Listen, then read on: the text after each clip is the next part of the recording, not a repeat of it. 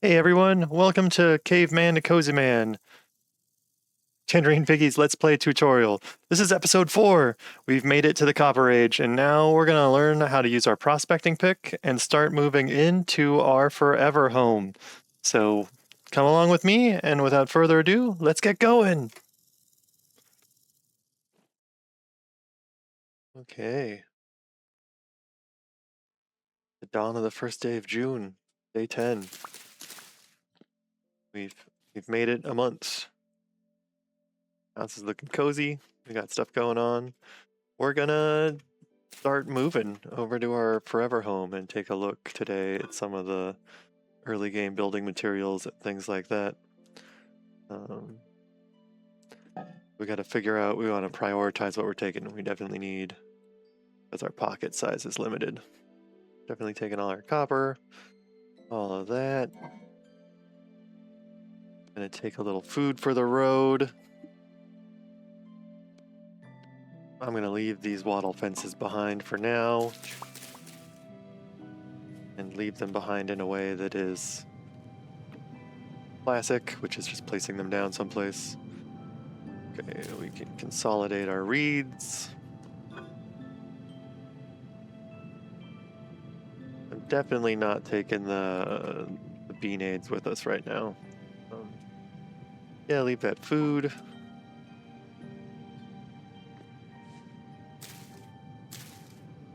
Gonna grab our...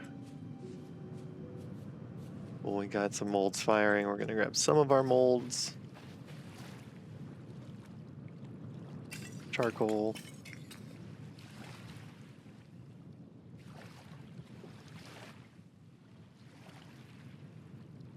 We'll set up a little more closer to home.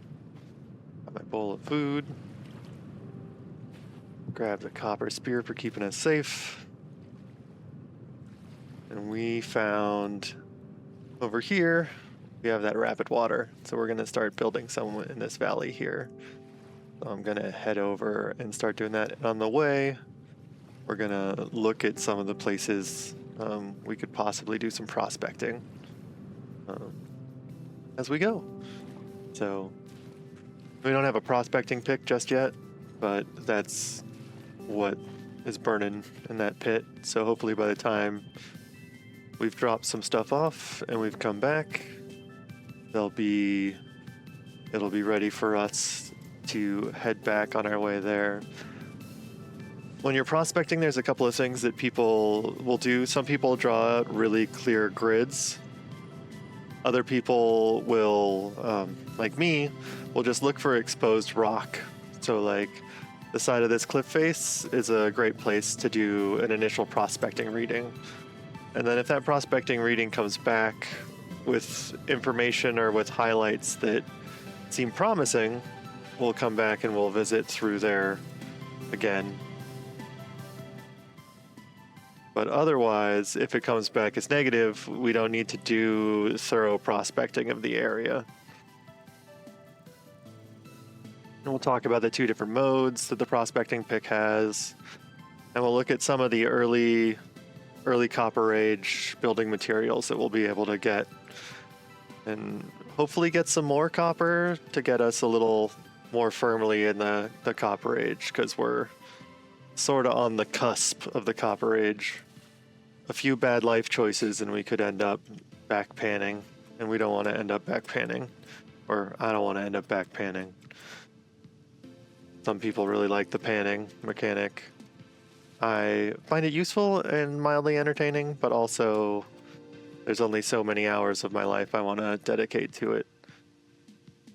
What are we gonna drop? I'm gonna ditch this really beat up axe,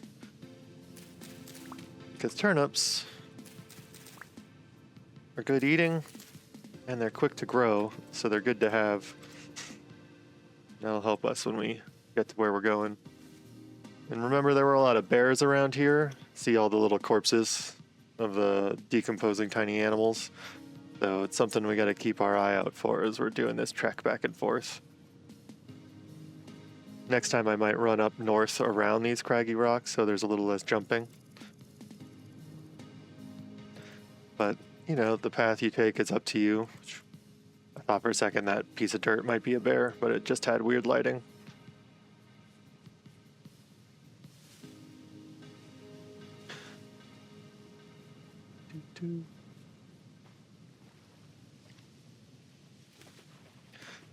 So if I'm hunting and I'm not pit trap hunting, like these canyons and things like this is a good place for it, because like you can chase a deer down into a corner like that where it's just going to keep cycling over and over again. So that's, I highly recommend, if you've got areas like this that are spawning animals, that you use them for your hunting areas.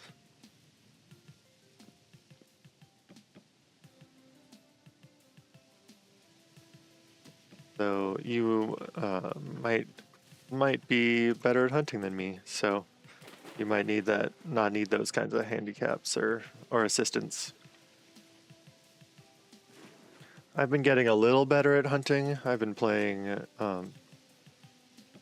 sort of permadeath survival mode in the wilderness survival default game mode, which is puts a couple of different strategies in play, but it definitely is a lot harder, and then a lot more disappointing when all of a sudden you get snuck up on by a bear in the silence of the night. That's a wolf over. Oh no, those are boars. Cool. Oof, I always get so paranoid about the wolves.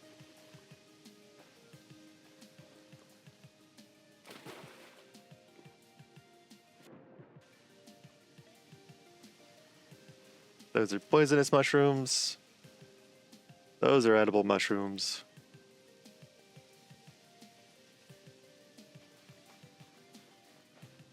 One of the things you can do to make this a little easier if you are having trouble finding things is you can select your waypoints and you can pin them. And now, with it pinned, if I had saved that, it'll show up on the edge of your mini-map to make it easier for you to know which way you're navigating towards.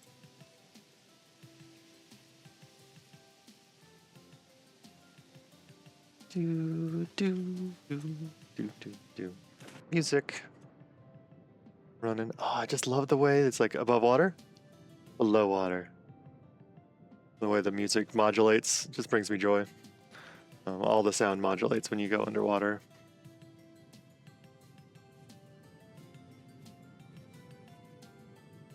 This is going to be the site of our future home. It's got the water up there. It's pretty flat down here. I think I'm going to take the top off of, do some terraforming.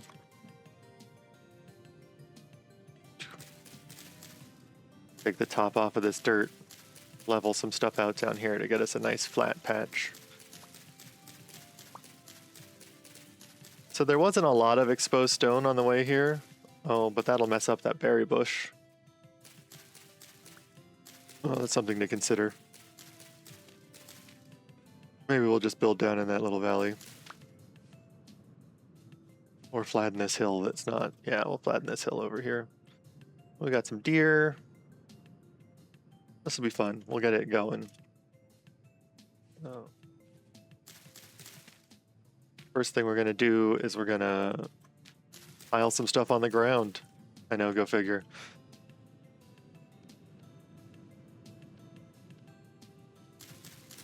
Get that charcoal piled.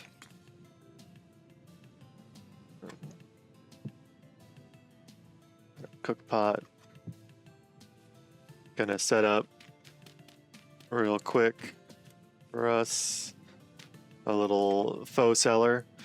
So our starter mud hut that we were in counted as a cellar because it had no windows and it was all made of dirt. And we could continue that here. But the other thing you can do early game is you can dig a 1 deep hole and you can put a basket chest in it. You can also just put your Crocs directly on the ground inside it, and then you can just cap it off And you can cap it off with dirt, you can cap it off with anything. I'm going to be capping it off with another hay block because the hay blocks break really easily. And so now that little hole is acting like a cellar, so our food's going to keep fresh for a while down in there. Cattail pile.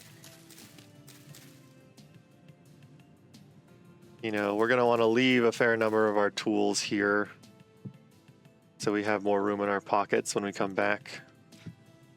I always like to travel with a knife, so I'm going to make sure to take the knife with me. Seeds we can also store on the ground as we've seen before. And that copper is going to take quite a bit of storage, but we'll do it because you can only pilot 12 nuggets at a time on the ground. So if this were like a communal server where stealing was allowed, I probably wouldn't manage this way, but it's not. Single player, so we get to leave giant piles of early game valuable materials on the ground. I would not want to step on that barefoot in the middle of the night. You know what I mean? Don't need these. There we go. That's a little emptier.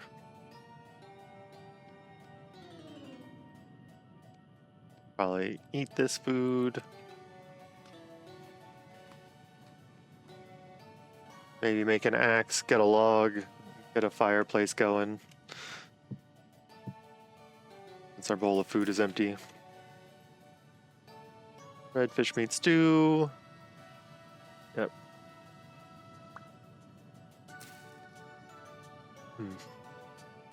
And we got mushrooms going here.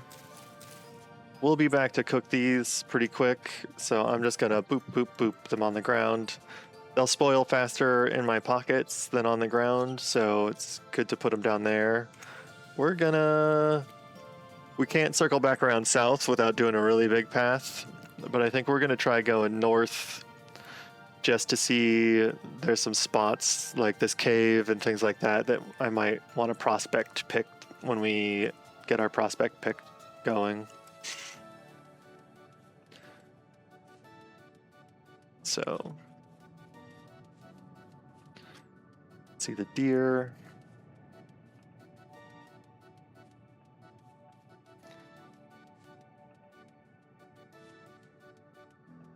Oh, I could do that. We're going to do that.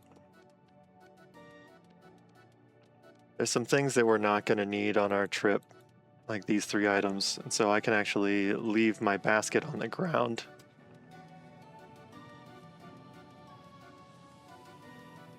Over here where we're moving to.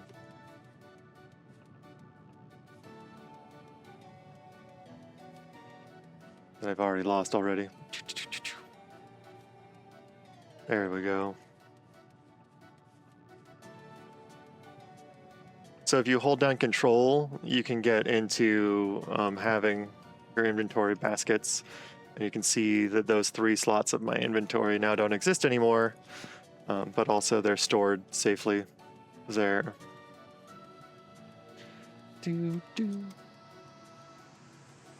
A lot of deer. But we're gonna be pretty successful when we dig up a pit trap over here.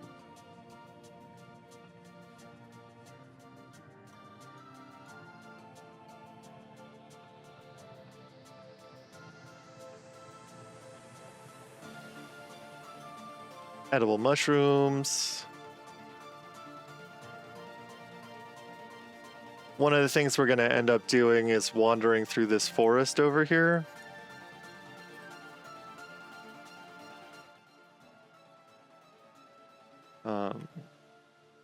Oh, bear. We'll end up wandering through this forest here looking for resin in the pine trees. And then also looking for oak logs. Oak logs are going to be important for tannin production for doing leather crafting when we get there. Another little tree, fruit tree.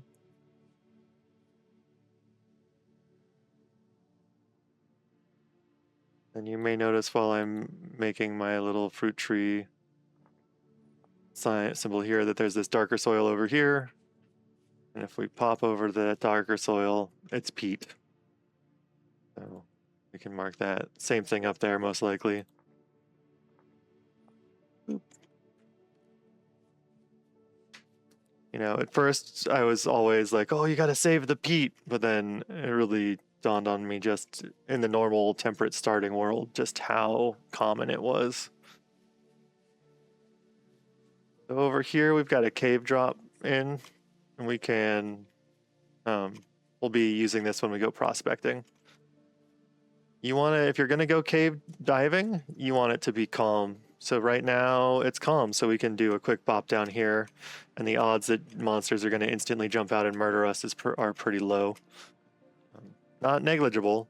So hey, we just found some brown coal, which will be great for making it so we don't have to do nearly as much charcoal production. So I'm going to go ahead and mark this on my map real quick. I use this color brown, one of these for coal.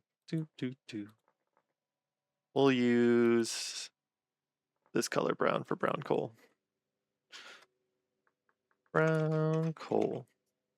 Brown coal doesn't burn as hot as charcoal, but that won't really be an issue till we get into the Bronze or the Iron Age. There's also sometimes ruins and things down here. Oh, black coal. Fire clay. So, one of the only places in nature to find fire clay is underneath black coal. And normally it's not exposed like this in caves. You have to search more, but this is a really good find. Black coal burns hotter than brown coal. It also, so we're gonna do fire clay. Sure, we'll do, what am I doing? That color, fire clay. And then I'm just gonna mark the fire clay because black coal and fire clay underground are just inherently intertwined. That goes way far down, so we'll hop our way out of here, and then I'm gonna mark the cave entrance so I know how to get back to this trove of beauty and wonder. So the fire clay is going to be really important for us as we move on in our lives. But the other thing that we could do with fire clay now, which would be possibly useful, is we could smelt that copper chain that we sifted out and turn it into 2 copper ingots.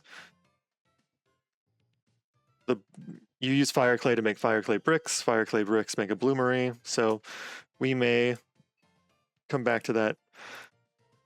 I like to, if I find cool stuff like that, mark the cave that I went in to get back to it. I don't necessarily label the cave entrances. That's my own world. You're free to do labeling in a way that makes you happy. Obviously. It's a video game. It's about having fun. And that's a bear. Edible mushrooms. You can mark these real quick. Okay, don't want to hang out here too long. But this is another place we could pop in and do a quick prospecting reading without having to do too much digging.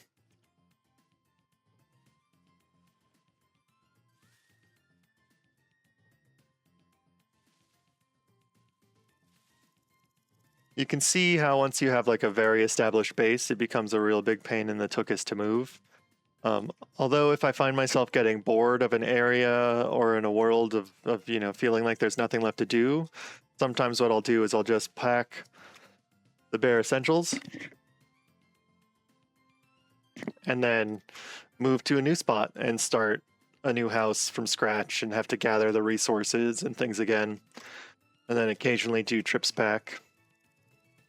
There's certain things that are going to make it easier as time goes on for us to do moves, but it never gets quite easy enough. So like this area here is going to be great when we're prospecting to just come back through.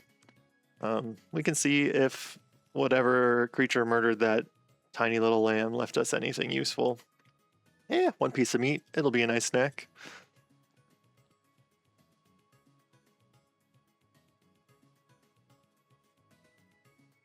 So all of those caves hold potential treasures, but they also hold potential murder. So see how we feel about that.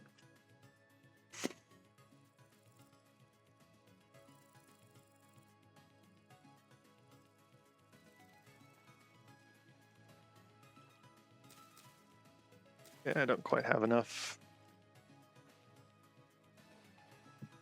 New storage vessel, so that'll be good for when we get to where we're headed. There's our prospecting pick mold.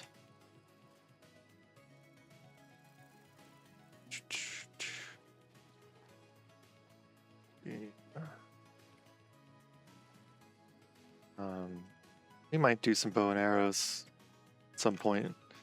I'm just going to quickly harvest enough reeds to make another hand basket. That way we'll be able to take more stuff with us.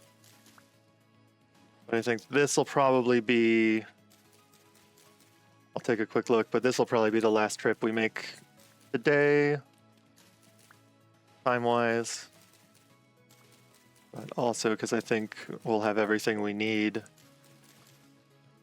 to start getting settled, the new place. Okay. Boom. Replace the one that we lost. Bink, bink. We don't technically need these. These are pretty low priority for grabbing, but we'll grab them anyway for now. Over here, I'm definitely going to take the fibers with, because as soon as we get enough fibers, I'm going to make bigger pockets. That. None of that is super needed right now. Take that with us. Let's go see what we've got stashed in our house.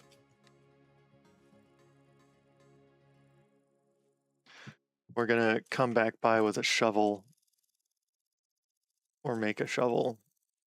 Get that high fertility soil so we can get our other farms up and going soon. So we'll be back, but I just think it's going to get dark before we make it there and back again today. Seed some grain. Yeah, we'll take the grain part of that. Take the clay. Got 2 spots empty. I'll leave that pelt. Take our bed. Then we'll have another spot empty in it when we put these 2 down. So we'll not going to be doing any more panning tonight. I'm going to take the low fertility soil because we're going to use it for doing some filling in of things and whatnot. Actually swap that out so we got lots of low fertility soil. That, and then that. That's what we're going to take for our journey back, and then snag our fishing rod. Yeah, that'll get us there and get us through the night. I like that bigger swoop path that we took, so we're going to do that again. It was just much easier to navigate. So you just heard a shiver off there in the distance, so we're not going to hop down. It's still calm, so we're in a good place as far as it getting a little darker than we would normally let it get before we found the safety of home.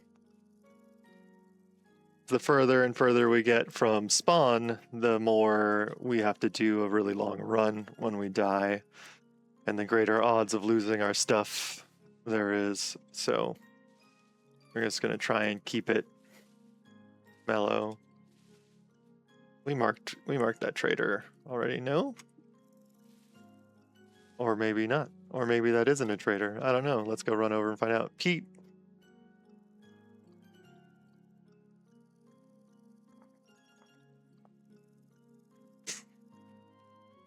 Could have sworn we marked a trader over here. Is that a trader? Yep, that's a little trader hut. Oh, I did. I just marked it in brown and it didn't jump out at me, so. Instead of cutting through, we're gonna go north again.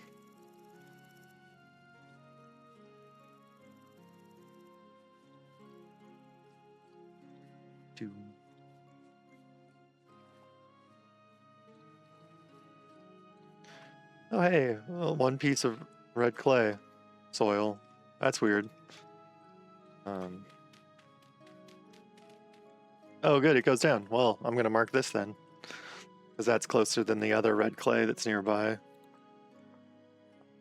Here we go. So you can see that even as you go through the same spot that you've been before over and over again, you can sometimes find new stuff, like these strawberries to snack on that raccoon was eating before we scared it off. Thanks for picking the berries for me, raccoon. So it's always good, even when you're going over territory that you've been through before, to keep your eyes peeled. Those are wolves. We're gonna go south a little.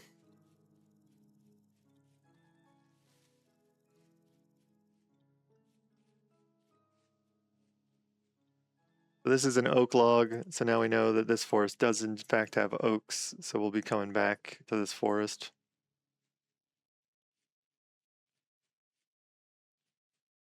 For more than just decorative and firewoods. Look at that sun setting over them, setting over the hills. Like, really beautiful game. Landscape. I like the little treetops all alone.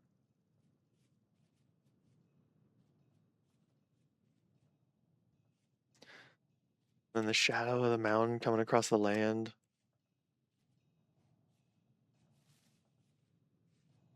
It's easy to get lost in the activities or the tasks or the goals of the day. And I think the game really benefits from taking a deep breath and instead of being so focused on a specific goal, just sort of letting the day go and seeing what comes of it. Especially once you're not as immediately anxious for certain things. You can speedrun this game if you want to. Get those turnips picked up.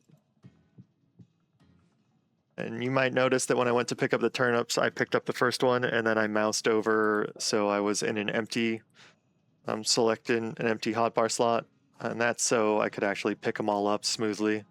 I don't know why the game handles that way, but it does.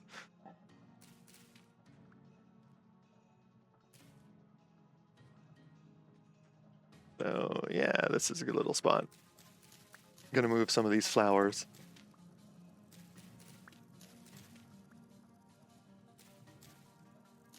So we'll make a prettier hut here as we go, but the first are sort of like emergency hut for tonight. We're gonna use some combinations of soils. So if we do this, we can get packed dirt. And packed dirt, I found, makes a nice looking floor. If you're playing with soil stability on, if you don't use packed dirt or rammed dirt for things, you'll find that the soil collapses. And you can't actually build a dirt hut like we did. So if you're in wilderness survival mode, or if you have soil instability on, really packed dirt is your only way to go. So we're not building a giant house yet. We're still sort of in our Neolithic era, so we're going to be dealing primarily with dirt. But you can do some tricks even when you're dealing with just dirt to make things look a little nicer. So from here, we're going to make some more packed dirt, but instead of using the packed dirt for our walls, we're going to use rammed earth. And one of the things, a rammed earth just looks more like a wall. But one of the things that can happen with it when you use a lot of it is it gets to feel monotonous, right? One of the cool things that you can do is there's 3 textures of rammed earth. So if we take some rammed earth and we drop it in our crafting grid, we now have a rammed earth that's got a little bit of cracking in it. So we can combine that and it helps break up the mono material sort of infinite pattern that we've got going, and you can put that second pattern back in for a third pattern, and then you can sort of on a whim be like, okay, which one am I using? You can start to build a hut that's got a little bit of break up to it.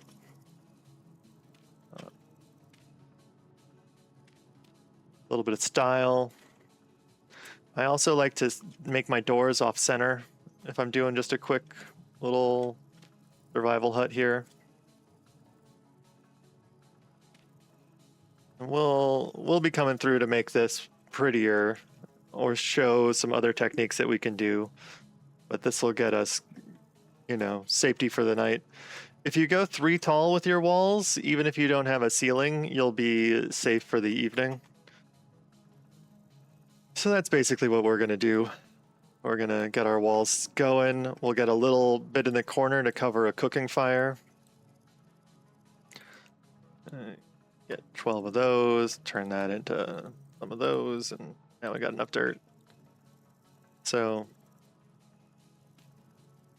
you know, it's no 4-star hotel, but it's our little dirt hovel that we're moving out into. Before we get any roof up, if we started a fire in here and it rained, it would be sad. So we're gonna just get our roof on right now with the extra dirt that we've got. And then we'll come back and we'll use proper roofing materials and get this more cozy looking. And then now with the way this ladder has to be jumped up to, we've actually got a place that the drifters can't follow us up to where we'll be safe for the night. Got that, got that. Not gonna use these in the door. I'm just gonna store those there temporarily. And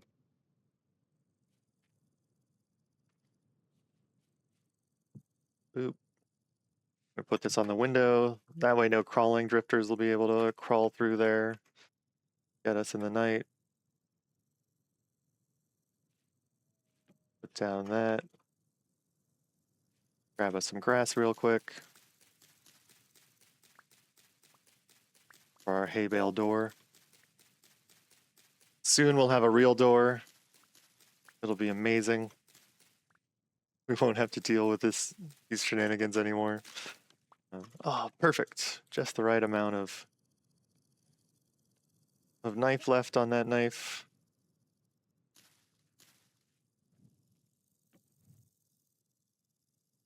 Eat a little snack. Check on the time of day. Almost time to go to bed. I think what we'll do, we'll nap out a axe handle, an axe head, and then get an axe going so we can get some firewood going in the morning. And we'll build out. We'll do a little fire pit in here as well, and we'll get our prospecting pick made as well. So tomorrow we're going to do some prospecting as we go and get a little more set up here.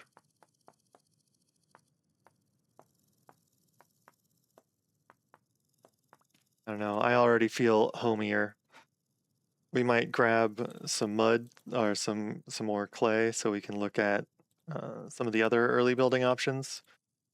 I think it could be fun to replace this bottom layer of dirt with mud bricks. That could be a fun task for the day. I think we're also out of shovel at the moment, so we're gonna shovel it up. We're gonna need more clay. We can get our pit kiln area set up, so we can start sort of establishing a little town. And you could build all of those things that I'm saying in one big building, but I like to do sort of like I'm setting up a tiny little village, even if it's just for me, of rooms. So it's usually a small personal bedroom slash house, and then like a communal cooking hall and things like that. Just feels nicer to me than one giant building. I like to walk between buildings and set up paths and decorations and whatnot.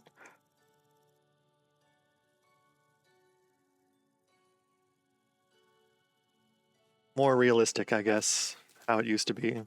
We don't need to worry about closing this door right now because we're not using this as a cellar. We've got our emergency cellar situation going on. We are going to make use of some of the extra storage space in that cellar, though, to get our pockets a little emptier before we go out and about for the day. Grab another thing of stew. Put that there. The other thing about our house being 3 tall is we can lean things like our fishing rod up against it. And our tongs. Grab our obsidian knife that just looks cool. Hi, cool knife. Yeah. Oh, hello, Mr. Bear. Right now, if that bear were to come at us with where I place these hay bales, it would win. So I'm gonna move those hay bales. See if that bear has wandered far enough away. There's a goat over there too, but okay. First things first on our day is we're gonna make ourselves a prospecting pick.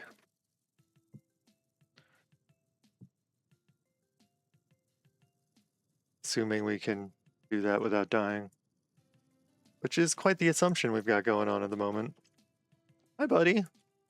You wanna leave us alone? No? Yes? Maybe? The answer is no. Yeah, go chase a bit. Go chase another. So if you hold down shift, you can crouch, and then you can get the bear while it can't get us. Whoop, I missed. So now we don't have any sticks. We'll let him run off that way. I shouldn't have thrown my spear. Yeah, you're right. I shouldn't have done that, bear. Yeah, get frustrated. Leave us alone. Okay, go get my spear. Hopefully make it back to the house before that bear realizes. Okay, did it just fall in a cave up there? I think it just fell in a cave up there. Sometimes the bears aren't so smart. I think there's a cave here. Yeah, it totally just fell down in this cave, I think. Not seeing it anywhere. We do not have enough ladders to get down there, but you can see that boar just died, and that's free meat, so... Oh, nope, the bear did not fall down. Hi, bear. If you've got a long enough flat area, sometimes you can sort of get the bear into a death spiral with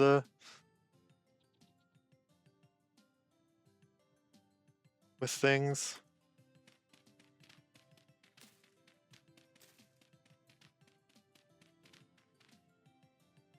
Try and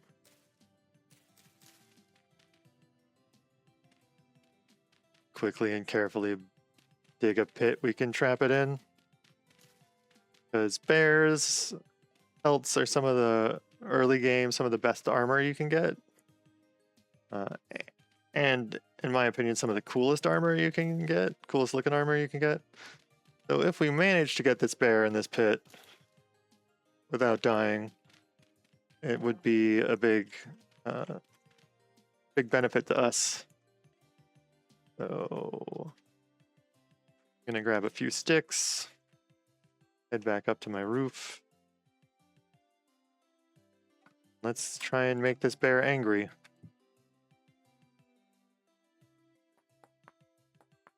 Have a backup spear.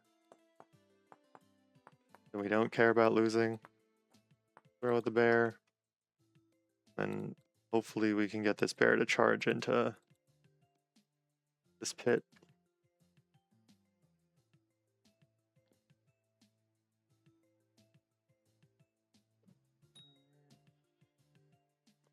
Come on, Mr. Bear. Come get me. No, you want a tasty treat. Tasty treat for bears to eat.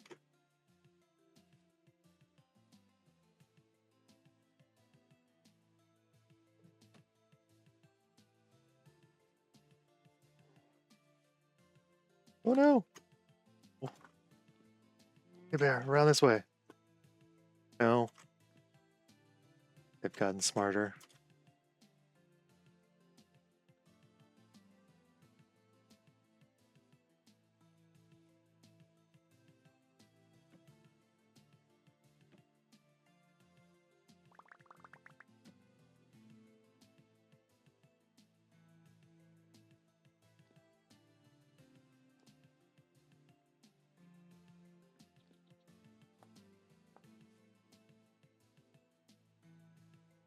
It's amazing how much time you can lose in this game to messing with bears.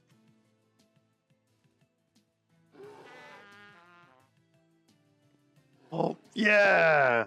There we go. I only lost half my life.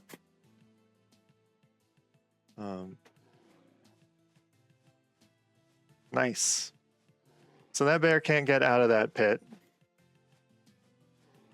which is good for us, because, yeah. We can take a look at the bear, and you can see right now its weight is low. And just like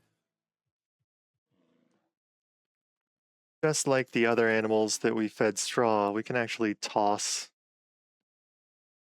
some meat down in that pit. We don't have a lot of meat, so I'm just gonna, hopefully one meat will be enough for this example. And as we wander away, the bear will eventually de-aggro and decide it wants to eat the tasty treats that we've left behind for it.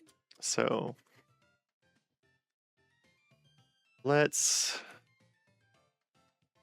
now that that distraction has passed, let's get back to making our prospecting pick, and then we'll go out and wander into the world. I got that. Got that. We're gonna need some logs. I've always found it weird that I can't make a fire pit with coal, but I can use coal in a fire pit. I don't know. Always struck me as it's a bit of an oversight. So we gotta go chop down a tree so we can get some firewood over here.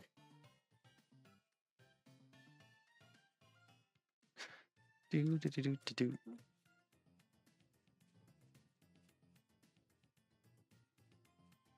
And we're gonna want, oh cool. We're gonna want, if we're doing cutting down an oak, we're gonna definitely want to break every single tree branch, because oak trees are one of the ones that we're gonna want to propagate a lot of, because we're gonna need a lot of leather over the course of the game, and it takes a surprising amount of oak wood for leather processing. To make the weak and the strong tannin both takes like 5 oak logs. So it takes like 10 oak logs in total to make strong tannin, a full barrel of strong tannin. And for the weak tannin, it takes 5.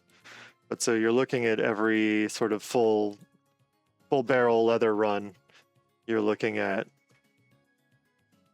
15 oak logs. So it's one of those trees that you end up wanting to set up a farm for, and early game want to make sure you're harvesting those acorns. So now that we got firewood, we can make this a fire. Yeah, fire. We're actually gonna, we'll use those logs to preheat our copper, and we'll pay attention. Again, spreading it out so it warms up faster. Grab our torch off the wall.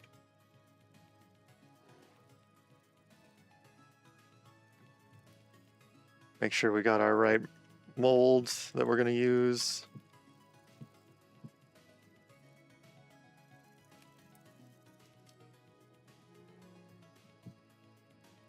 I'm going to replace this in the window. I recently discovered wattle gates. And so maybe it's just a novelty, but I like in my little Stone Age huts to have a window. But one of the cool things about using the wattle gate instead of the wattle sticks like I used to is I can open it up and I can throw things through here. So they become little, I don't know, windows of death.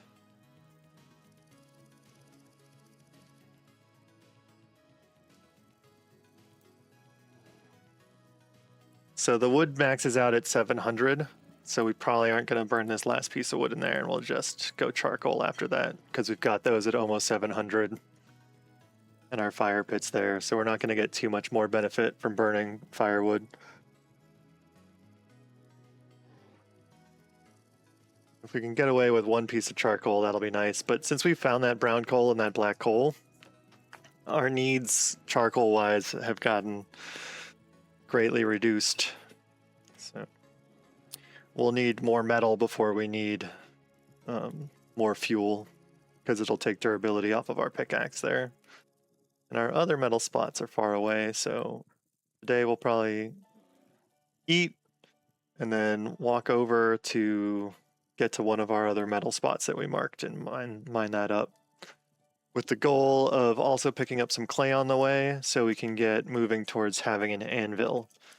Because as soon as you have an anvil, which takes 900 units of copper, by the way, as soon as you have an anvil and some ingots, we can have our first saw, and we can make our first chisel, and we can really get into the benefits of having metal other than just being able to dig up a different resource.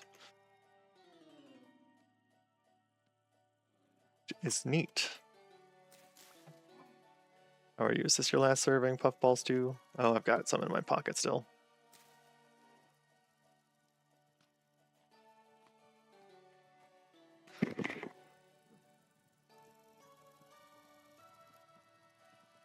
Oh, gotta make sure you've got your tongs. So prospecting pick. So all told so far we've used 60 units of copper, or 60 nuggets, 300 units of copper.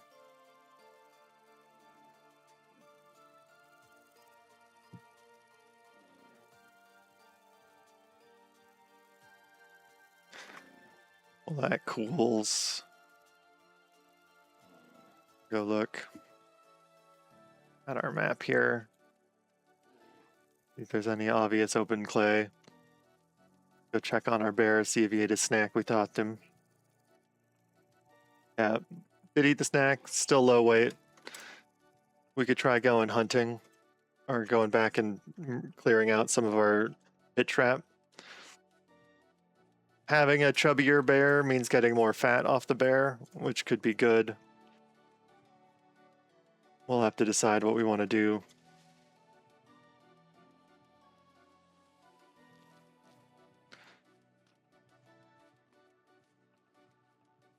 A lot of deer around here. Wonder, one of the things, sometimes you'll find really deep ponds or lakes with lots of exposed rock, and they can be a good place to go prospecting as well.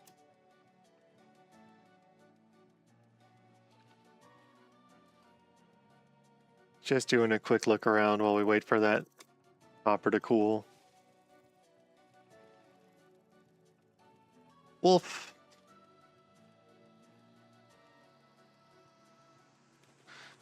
So one of the things, is that wolf following me? No, good.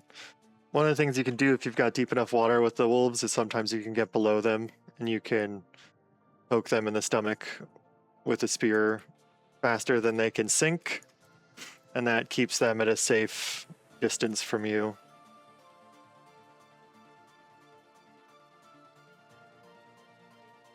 And there's some early game improvised armor, and until I started playing the like permadeath survival mode, I never bothered with it. But we might craft some now that I'm a little more twitchy. What with the other game mode that I've been playing. Because it turns out to not have many downsides. I wish the bears were omnivores and I could stuff it full of puffballs. but they're not. So we'll just stuff ourselves full of puffballs.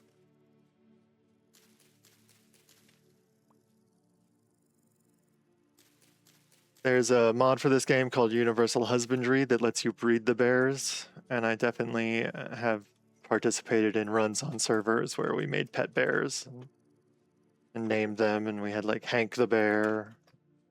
Hank was the town mascot, and we had bred them enough that they were no longer violent towards players unless attacked.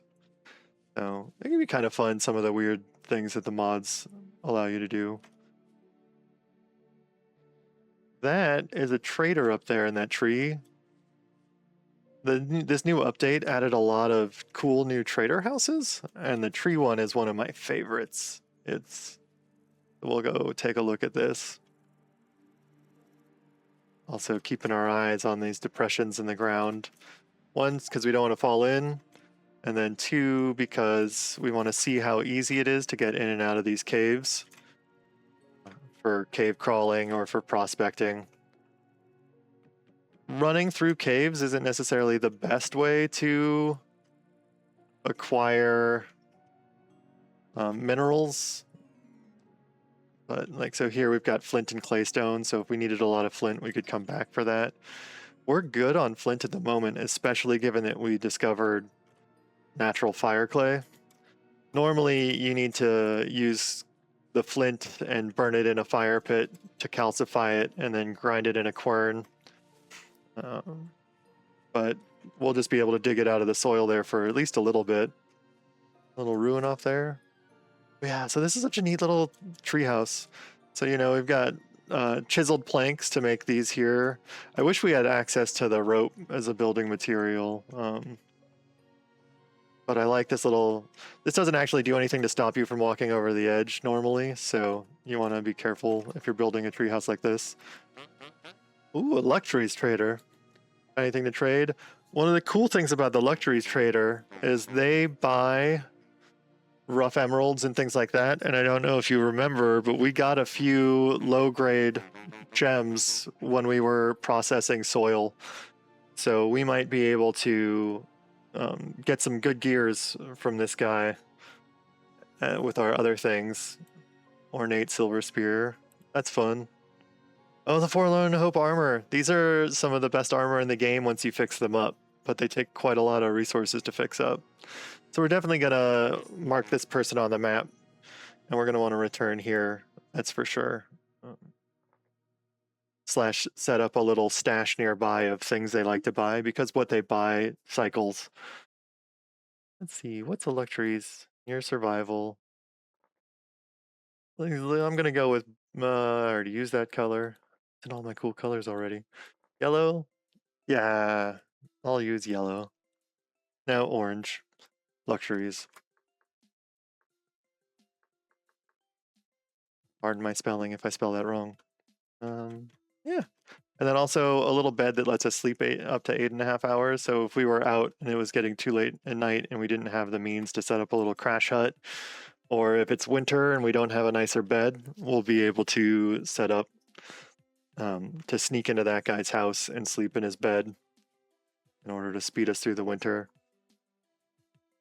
When you're poking around in ruins, if you see dry stone, it can be a hint that there's a cellar, because almost always the cellars are made out of dry stone. So we're just going to do a quick dig down in here and see what we've got. So you see we've got still cobblestone, but we got some bony soil, which can be useful. So we're going to get that. So this, no dry stone, we probably don't have a cellar on this building. But we are having a fair amount of bony soil down here below the surface, so we'll dig it out real quick. And then we'll be able to use this dirt back at home for building purposes, so it's not a worthless endeavor to be trying getting all of the bony soil out of this particular ruin.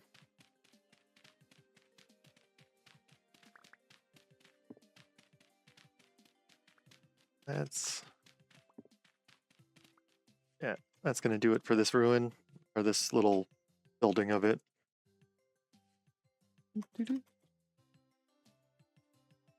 So it does have some more nice berries. We'll be able to use in our porridge, or just cram in our faces as we run about if we start getting too hungry.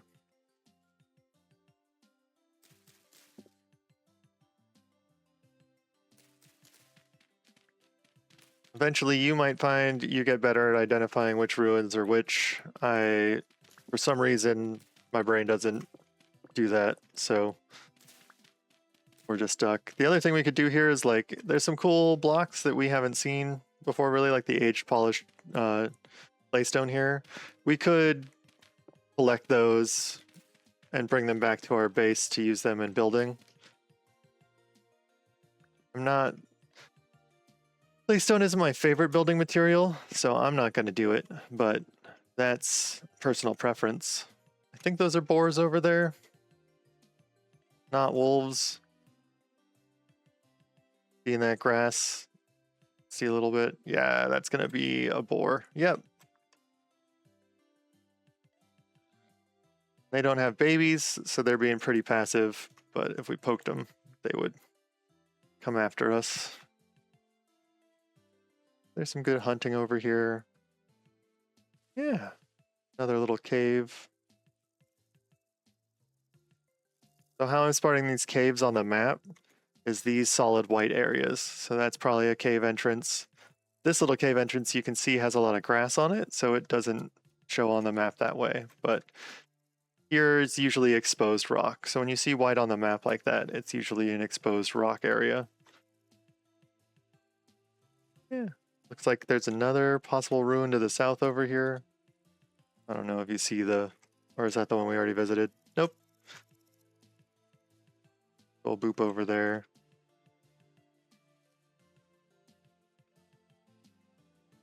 Pete.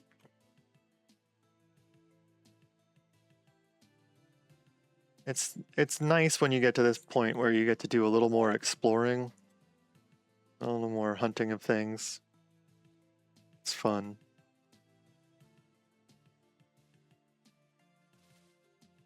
Other cave. Yeah, we're gonna need a lot more ladders.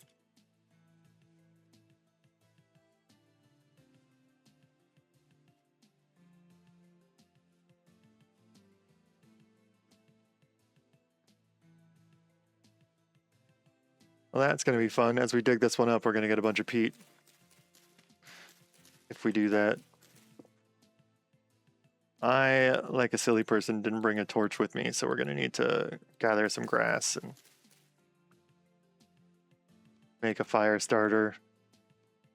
I feel really bad. I always end up like littering the worlds that I exist in with random cast off fire starters, because as soon as I get the torch lit, I'm just like, okay, I don't need you anymore. And I lean it up against a thing. So rarely will you find naturally in game a fire starter leaned up on a thing like that. And so, oh hey, forage. So we got some sandstone stone and some reeds out of that. So not the best, but free stuff is free stuff. So that's got, you see that dry stone down there? That makes me think there's a cellar on this building. So we're gonna dig down. My shovel break? I broke my shovel. Well, still got sticks, still got flint.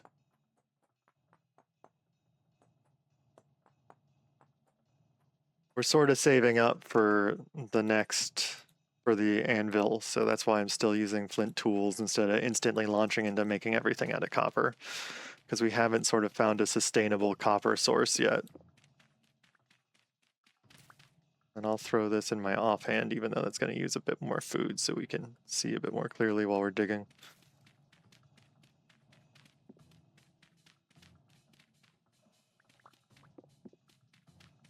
So one of the things that can happen is, like, there'll be a cellar, but it'll be under stone or And you can't actually break the dry stone without having a pickaxe. So you can punch the cobblestone. So yeah, so there is a cellar here.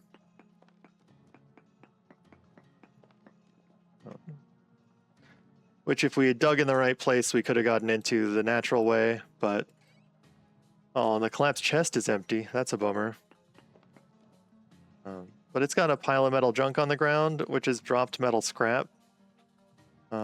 And we can actually demo that right now with what I got in my pockets, so we'll do that. Just ditch some of this dirt.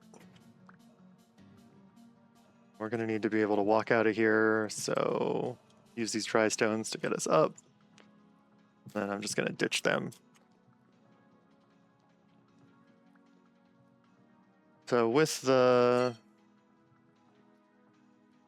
spider web. So with the metal scrap, one of the things we can do is we can use rope. Ditch those. My pockets are so small.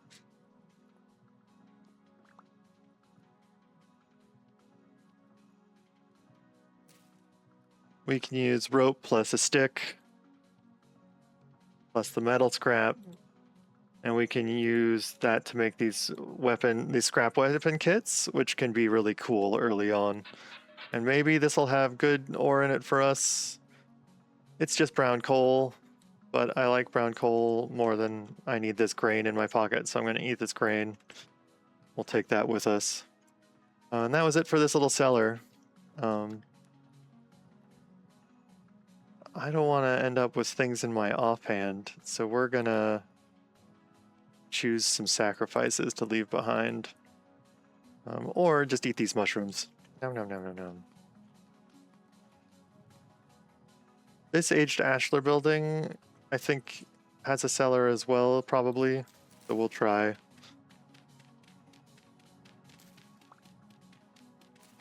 But maybe not, it might just be soil.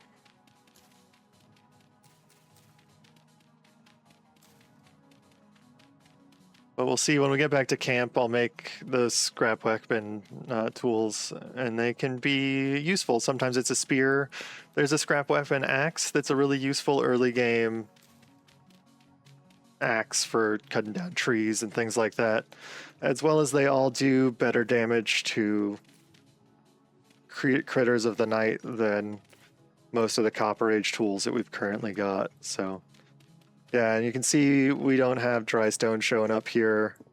And we're starting, oh, nope, dry stone. I lied. Spoke too soon. Gonna pick up a lot of dirt. You can see. You can find the way we were supposed to have dug into that. Nope. So if you're early on and you don't have copper yet and you find dry stone, you can hunt down the actual space you were supposed to dig. Usually there's always a way you can get in without needing to have a pickaxe. But I'm being a little, I guess, time efficient. And here we have found the world's best cellar.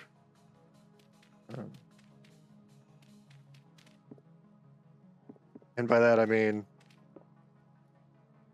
an empty, an empty small cellar. Sometimes, and very rarely, you'll find like there's a collapsed corner and then it opens up into another chamber, but I think this is just a sad cellar, so good thing we are not overly attached to it. Pick up some more dirt on our way out, and then we're gonna head back to the house. It's kind of hard to believe that it's already been 2 in-game days. Time is flying.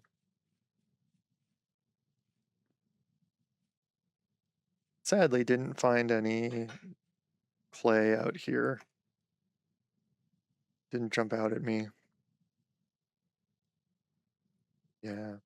We're gonna cruise by. This looks here like it might be another little ruin, so we're just gonna swing by there on the way home. It's still calm out, so we're not quite as worried about getting jumped by monsters, but we still need to worry about getting jumped by wolves or other creatures. Yeah, so here we go. This one's got a nice little food stash for us.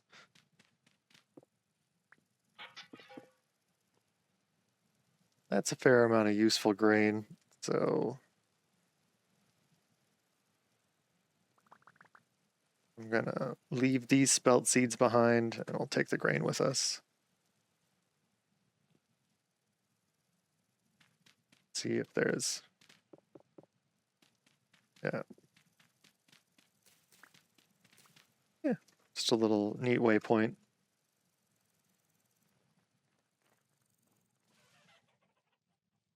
Lots of chickens over here, which is cool. We'll start trying to, maybe we'll try and trap a few. Yeah, we're gonna want those, eat those flax seeds. And then we're gonna want that, so. Oof. Glad that wasn't deeper. Would have lost my torch. Oh, that sunset. I like when the sky is split in that gradient and the stars are about to come out. Just a cool game. There's something to be said about running through the night with a torch, not being able to see beyond the light. It feels ominous, but also semi-freeing because it's limiting what you can be distracted by or look at. Got our little nearby lake.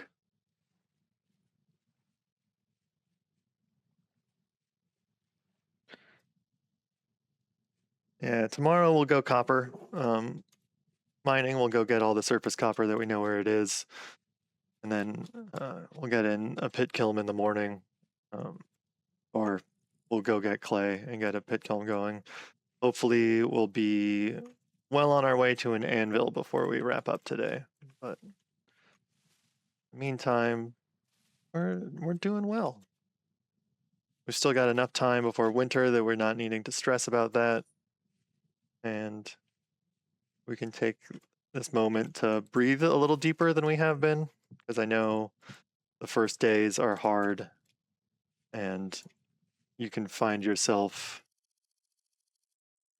in a cycle of stress, making sure you have enough, there is enough of things. But we're there, we've got enough. So,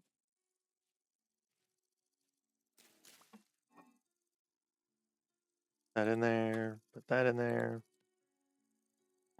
Eat the rest of our bowl of food. We've got enough grains to make a good porridge, so we're gonna take the last bowl of this. We're gonna make a porridge. We'll need 12 of each of those. We'll stash our other veg. And then, because if we look at our nutrition, the thing we're missing is grain, and then fruit and vegetable, we're all good on protein. So we're gonna try and wean back our protein intake for a little bit to try and boost up our overall nutrition and get able to take more damage, because we're fragile little creatures. So 2 things of grains, and then you can do berries. We could also get we could use some veg in here, but I like berry porridge. It's tasty. 5 pieces of peat should be enough. So we'll get that going.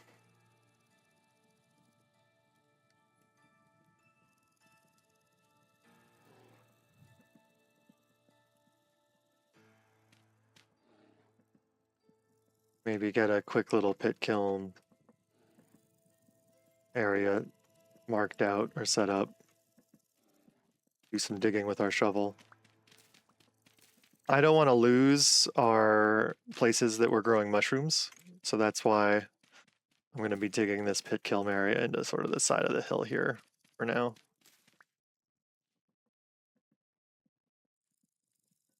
Is it late enough to go to bed? It is late enough to go to bed. Let's go to bed. We've survived the day. Another day down. In the morning, we start new adventures. Don't go to bed hungry. Always try and go to bed without something in your offhand, if you can manage it. That way, you don't end up taking starving damage while you sleep.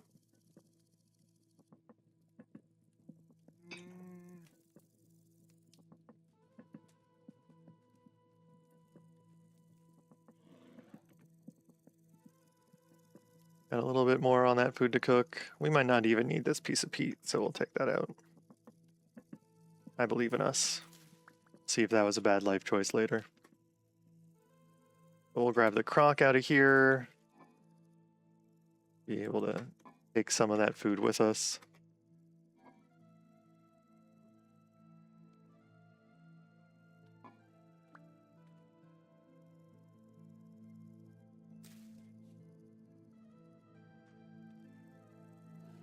Oh yeah, so the scrap weapon kit that I made.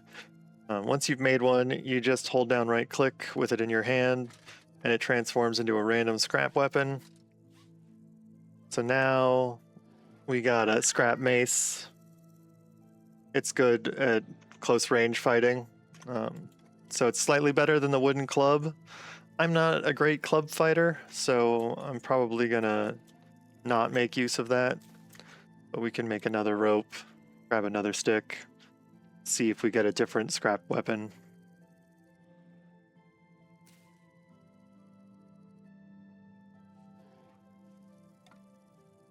Grab our last stick. So it's a stick and a rope, some scrap metal. Gets you a scrap weapon kit. You can also use the scrap metal to make dyes later on, so you're not stuck. Now we got a scrap club, slightly more damage than the mace, but less durability. These are probably going to end up as decoration for me, so I'm not good with them. You can store that on the ground as we do everything else. Go.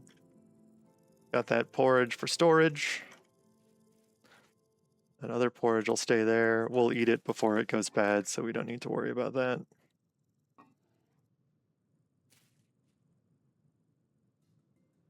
We've got, we can put in there. We need 8 more flax fibers before we can make our pockets bigger. Just the way it is. Got our brown coal pile. Yeah. Okay.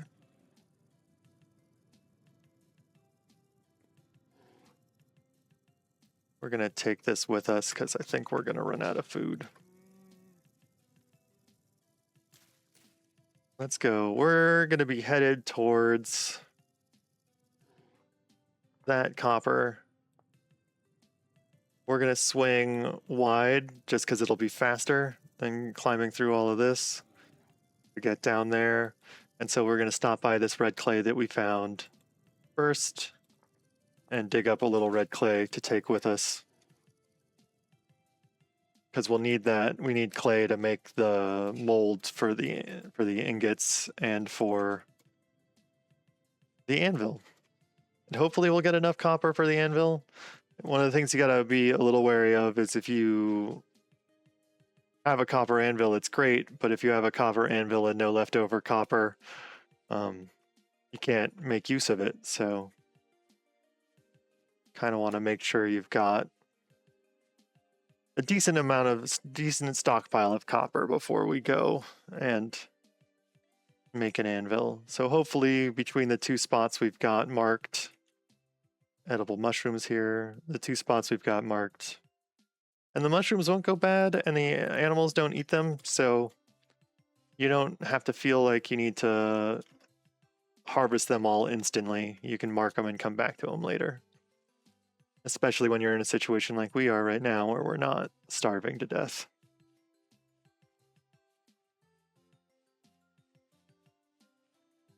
Got some little bunnies. You know, like the animals will eat the berries, they don't seem to eat the mushrooms.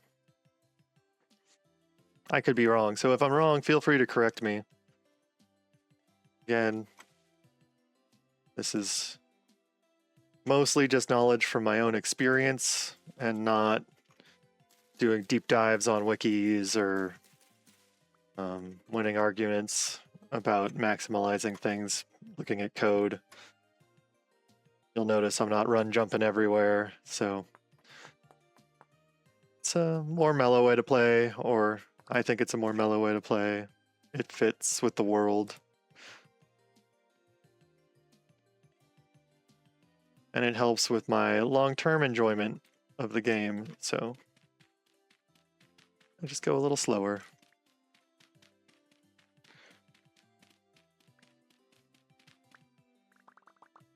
We're just gonna grab, you know, like 2 stacks of clay if we can. That way we know we've got enough. We can make another storage vessel, which will be helpful for stashing things. And we've got enough clay to make the other molds that we need. So one of the things that leaving an empty spot in your hotbar is good for when you're trying to do that is once the stack that's in your deeper inventory fills up, the empty spot in your hotbar will start filling up, and then you can go from there. And you can watch that, keep an eye on that as it goes. So when your goal is like a 2-stack goal like we've got right now, that helps speed that up, helps you keep an eye on that. That's close enough for government work. If we do another one, we're going to end up with more than 63. And then we'll have to figure out whether or not we're ditching a clay on the ground or whatnot. So we don't need this pinned anymore. That's enough for that. And let's go get that copper. And we'll do our first prospecting on the side of this mountain over here as we go towards the copper. Unless this cave looks really enticing to me. Yeah, we'll do it in this cave. So when you're prospecting, there's 2 modes for the prospecting pick. There's a density search mode and there's a node search. So if a node search comes back with a reading for metal or material, it is guaranteedly within a 6-block radius using the default settings. So that's 6 blocks to the left, 6 blocks to the right, 6 blocks up, and 6 blocks down. From that point, you will find 6 blocks forward, you will find that eventually. The density search gives you an idea or the probability that a given material is in the area or underneath that point.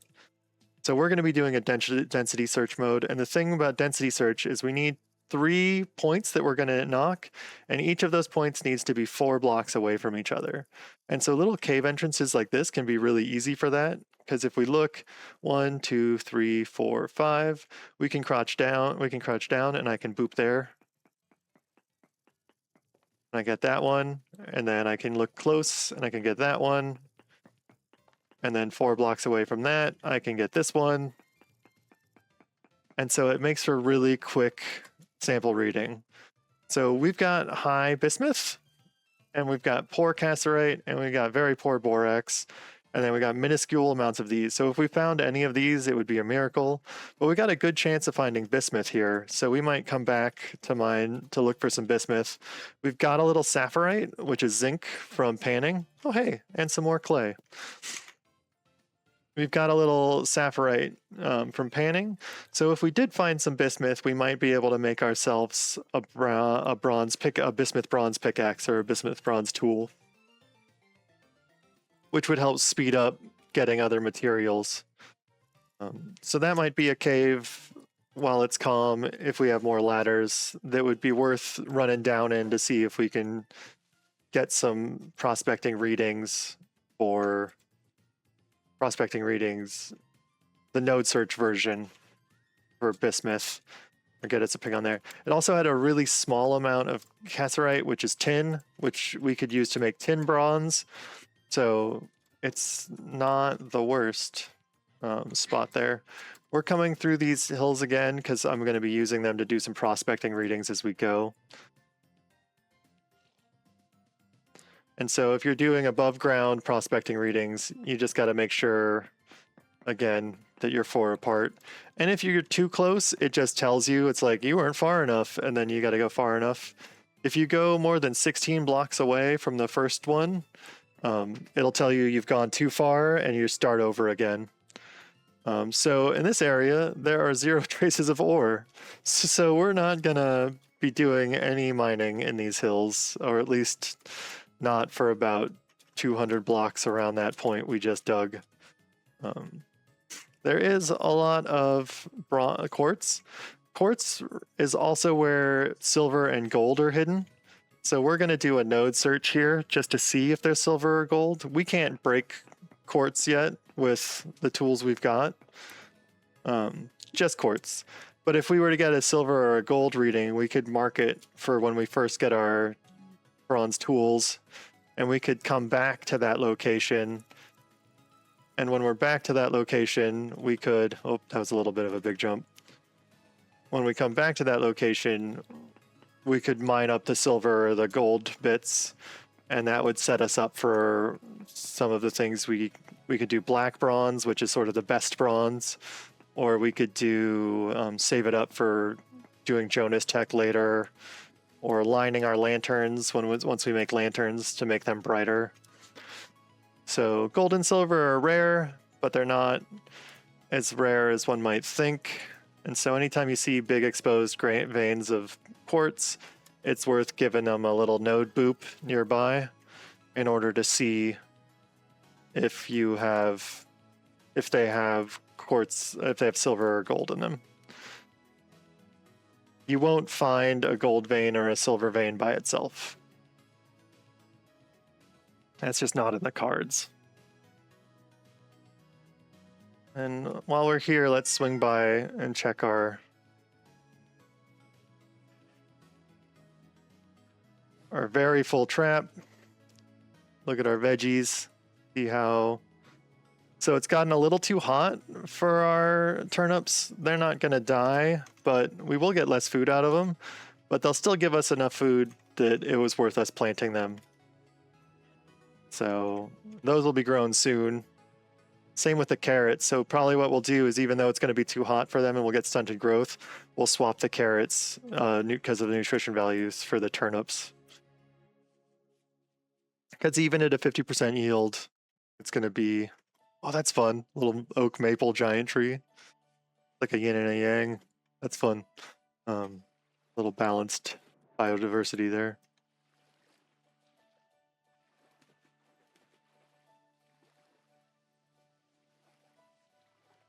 And over here, there were wolves and a bear, so I'm a little nervous, but we'll hopefully not run into them. Just a boar, and it's napping, so we'll let it nap, and we'll get to work.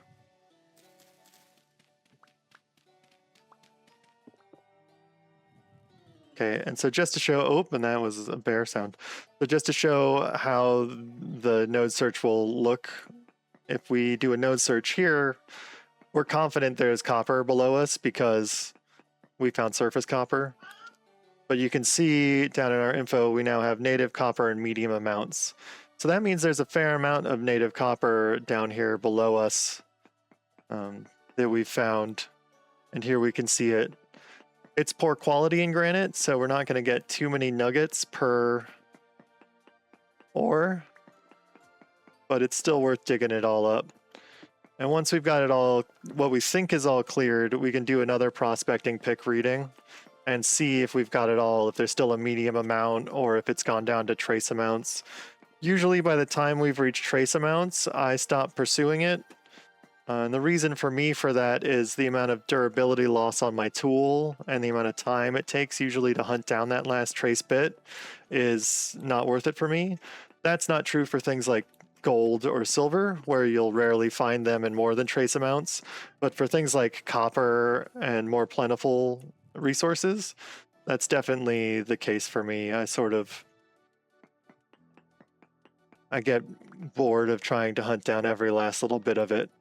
So like now we can check if we hadn't found that. I was about to check to see if there was any copper left around. Yeah, so we can do a quick prospecting pick check.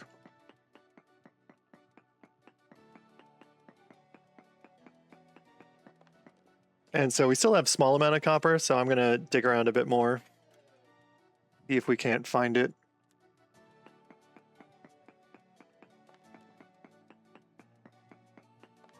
Might be up one. So that's dirt.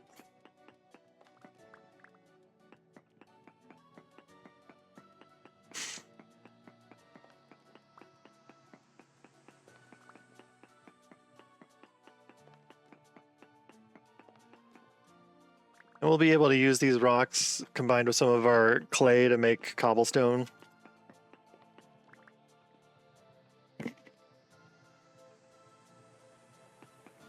Or stone fences, so it's not the end of the world if we're finding ourselves with a stack or two of cobblestone after today's journeys.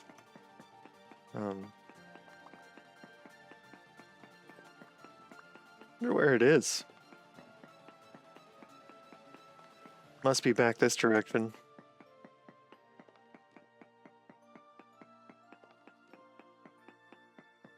So right, a 6x6x6 cube centered around a given area is pretty huge. So, oh, there we go. We found it.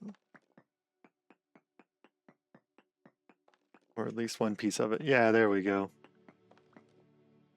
Getting a little dark. Throw up my torch just so I don't go blind. And the prospecting pick is destructive, so you don't want to use it on a block that's got ore that you care about, because you won't get the ore out of it. And I think that might be it. Let's...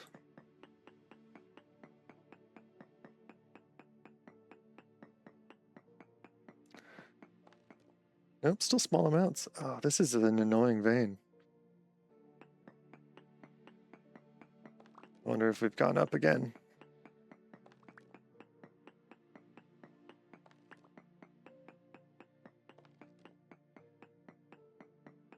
So normally they won't be more than like one cube detached from where a place you found other copper already. But you can see just how much durability we're losing on our pickaxe as we hunt around in here. So you got to start weighing the cost-benefit analysis for this copper hunt.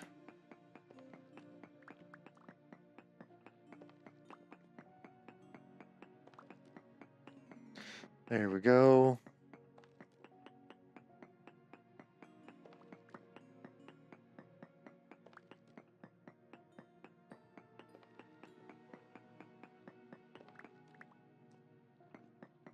See, it's starting to get into the afternoon.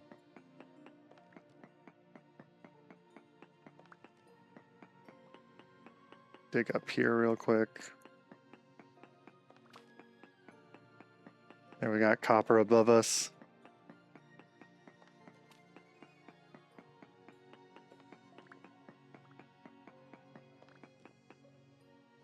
And the other thing we can do while we're in here is we can quarry some blocks. We don't have the tool necessary yet to make a quern, but eventually we'll want to make a quern, and to do that we need to have solid granite blocks. Or there's a couple other stones you can do it with. And so the way to do that is you dig out on all sides of a block, and then you detach it from its last block, and it'll drop a full block. This is also how we get the materials for making ashlar stones, to make different types of decorative rock structure. If you're trying to make an actual castle looking thing that looks like a castle, that's going to be your way to do it. So to make the quern, we need 4 of them. So I'm just gonna, since I already got one, just gonna quarry out the 4th. It'll be easy enough because I think this one we just gotta get rid of the soil above it. We'll drop. Take that with us. Then we'll do one last prospecting pick reading in here, but I'm pretty sure we're down to trace or tapped out. Yeah, trace amounts. So there's still ore down here to be found. I'm not going to be the one to find it. I'm choosing joy. And then we just got to figure out where the hole in the ceiling was that we fell in. There we go. We got wolves in the distance howling at us. So we're gonna make a beeline out of here and then erase this as we get further away. And I like to seal them up so I don't fall into them later. We'll get to the freedom of the lake. Oh, God. Oh, hello. Oh, hello. So many hellos. So we've fallen down a hole.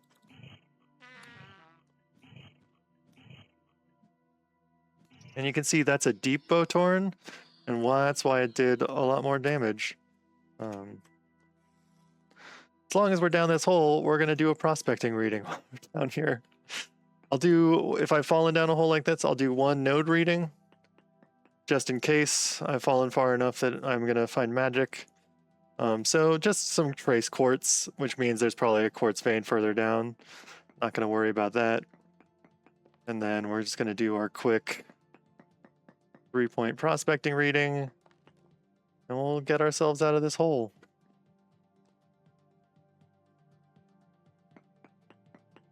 And sometimes you can use your prospecting readings to help make the structure that you'll need to be able to hop your way out.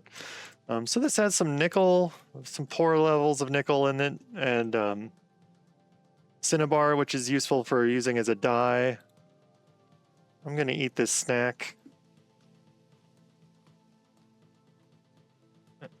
because I'm going to be using a lot of HP to heal, or a lot of saturation to slowly heal over time.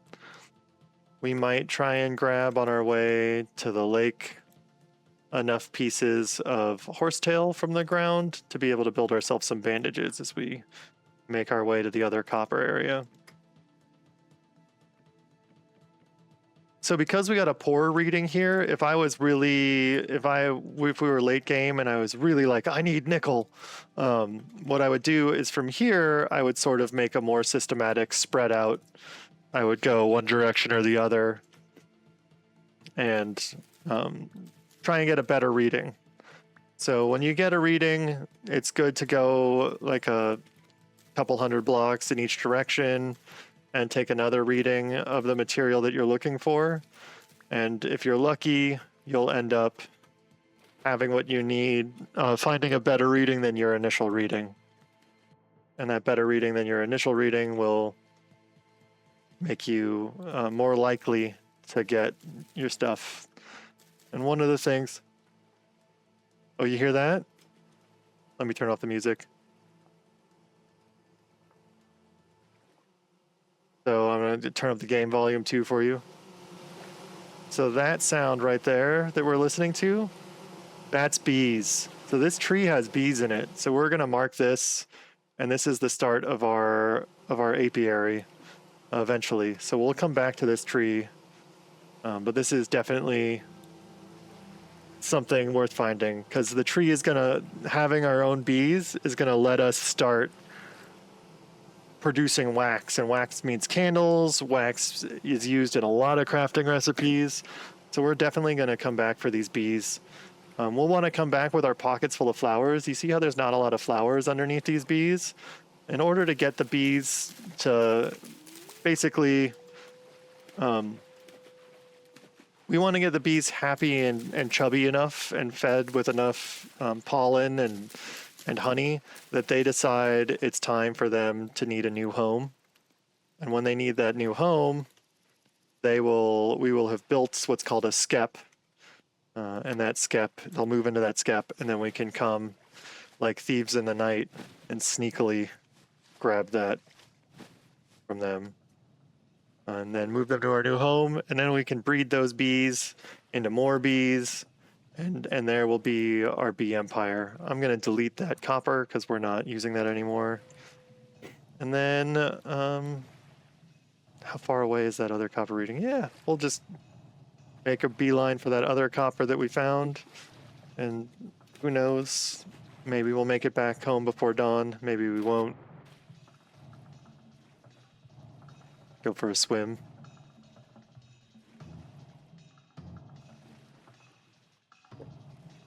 Might end this last night of the 3-day stream digging up more copper from far away.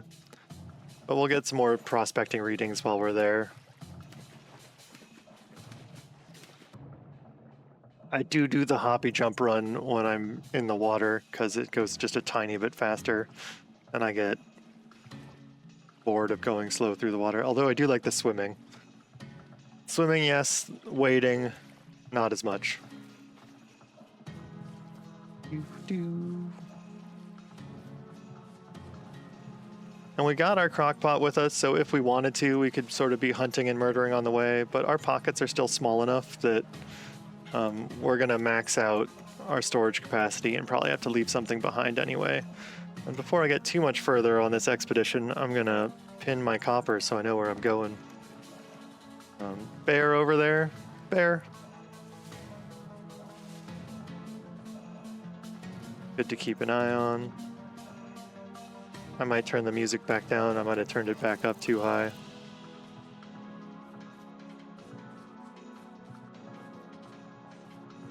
But we're going to get past that bear first. Yeah. I keep the music volume pretty low when I play. That's a personal preference again.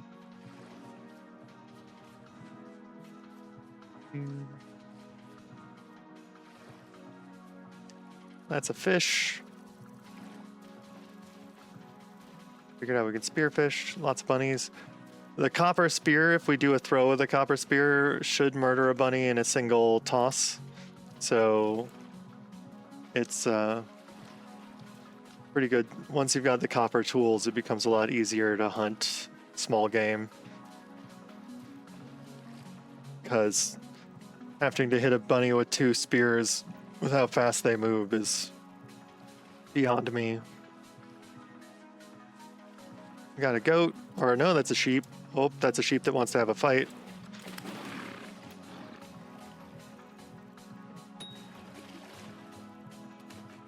If you do enough damage, the animals will run away. If you stay in the area with the animal that's aggroed that you did enough damage to that it runs away and it lives long enough to heal up, it will come after you again. So it's just good to keep in mind as you're going. Luckily, it looks like the ground over here is made of granite as well. So if it's poor quality, we're going to end up being able to stack our ores. If it's not poor quality, we're going to have to decide probably what we're going to ditch in order to do it, in order to grab it. So there's our area.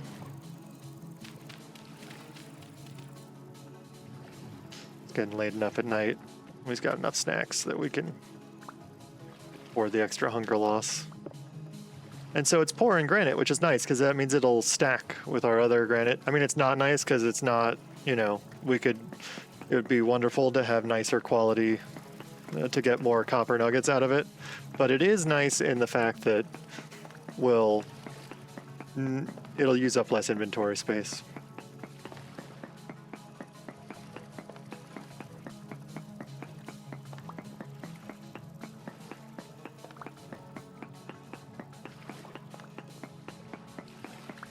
And sometimes when I go mining, I'll come with a bunch of soil, because you can use the soil as a way of using up rocks and making paths on the way. And it sort of is a way of productively using your pocket space, or increasing your pocket space in a way that, like, eventually I'm going to want paths that make me run faster around my base. So producing them in real time while I'm in the mines allows me to make less trips for the rocks given my pocket size. So sometimes thinking like that, or if we're down deep in a cave or we're doing some deep mining, I'll use the rocks to make stone fences, and then I'll put those stone fences up behind me to seal off the paths that I've mined out to keep the monsters from coming after me. So you don't always have to schlep everything home before you start utilizing it. Sometimes there's useful ways of maximizing your inventory space that aren't just getting more inventory space pockets or slots. with the surface copper, usually the nodes are small enough, the veins are small enough, and the mines are small enough, and you aren't deep enough that the monster spawn rate is ratcheted way up. So I end up not needing to do that sort of management of location or of access to me. But check our node search, and then we'll do a normal prospecting search of this area. No nodes nearby, so that means we've completely tapped out this copper. So there's no sense in digging this out more to try and find anything. But there is the potential for us to get a reading down here because we've got a lot of exposed stone. So I'm going to prospect here, and if it comes back with numbers that look promising, we might do some other prospecting in the area. So really bad levels of sapphirite. So basically, this immediate area is kind of dead to us, but we might... So this is done. I think we'll take a wide arc, because this is going to be smooth running back towards our new house. And while we're doing that, there's a couple of these caves along the way that we'll do some prospecting readings on as we go. And that'll give us a sort of good idea of what is generally around in this area. We're going to need to be a little careful when we're sprinting around and jumping around this lake, because if we go too deep with our torch out in our hand, or if we sneak while we're in the water, we're going to put our torch out, and then we won't have a lit torch anymore. So we're going to bop over. Oh, bear. Hi, bear. Trying to lose the bear. And then if you jump over pits, you can sometimes get the bears to fall into caves that they can't get out of. And depending, we might be able to... Nope, the bear can get out of that cave. Whoop.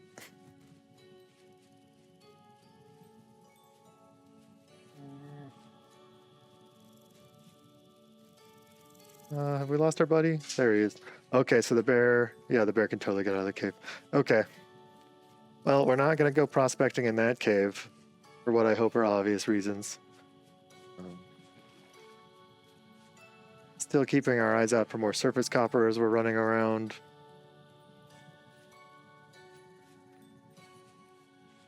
We got a cave drop off in here. So we'll just bop down real quick. And because it's calm, we can be a little braver than I normally would be.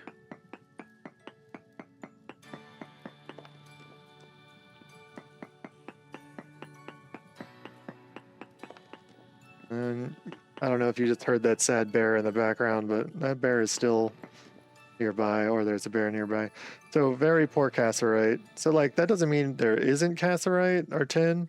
It just means like our odds of finding tin here are really horrible. And if you heard the music changed when we got deep enough, it's because we started to go unstable and we started to be in a semi-threatening area of cave. And now we got wolves. So running.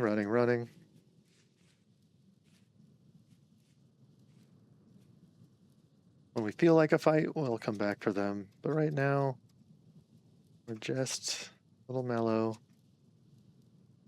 Prospecting buddies. You can see just how dark the game gets without a torch. So eventually there'll be waterproof light sources that we have, and we won't have to be quite as careful when we're running around at night. But in the meantime, we're gonna keep our eyes out to hopefully not fall into any caves. Keep our ears out for giving us a warning about animals. Like there's a goat over there. Luckily the goats mostly just run away unless you start a fight. Unlike the sheep, who get really grumpy at you for some reason.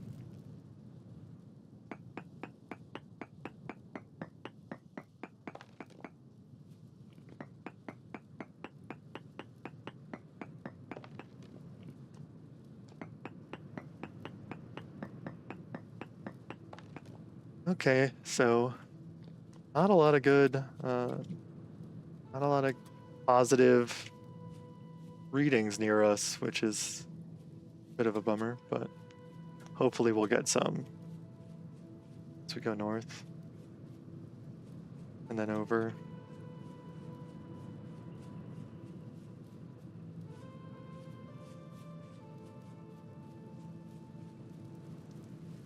We got a little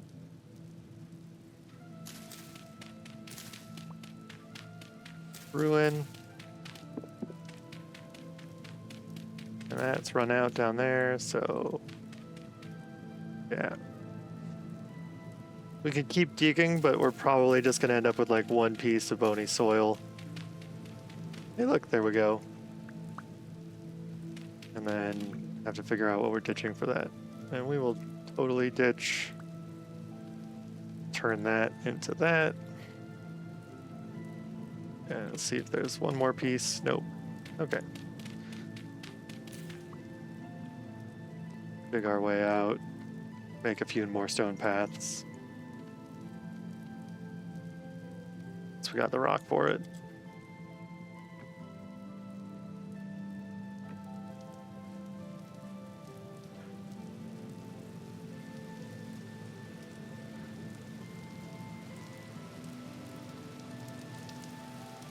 Oh, I love the rain.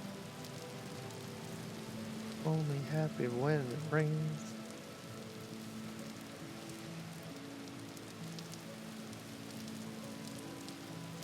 Oh. Yeah.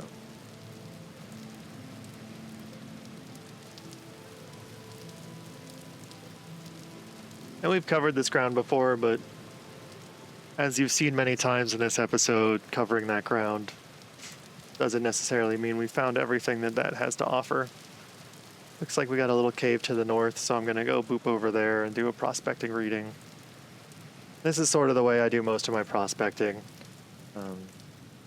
Like I said, you can set up a systematic grid if you want, and not do it as chaotically as I am, or you can do it this way. I still find I usually end up with being able to find all the minerals I want. So I haven't been dissuaded from this modality. We're just gonna do a quick pop down here, just in case there's a ruin, a cave ruin, because it's calm still.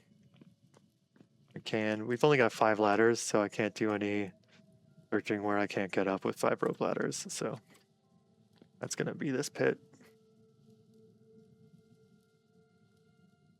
There's no penalty for staying up all night, so we can live our best lives all night long if we want. As long as you've got stuff to do and you aren't being overwhelmed by monsters, there's no reason to sleep.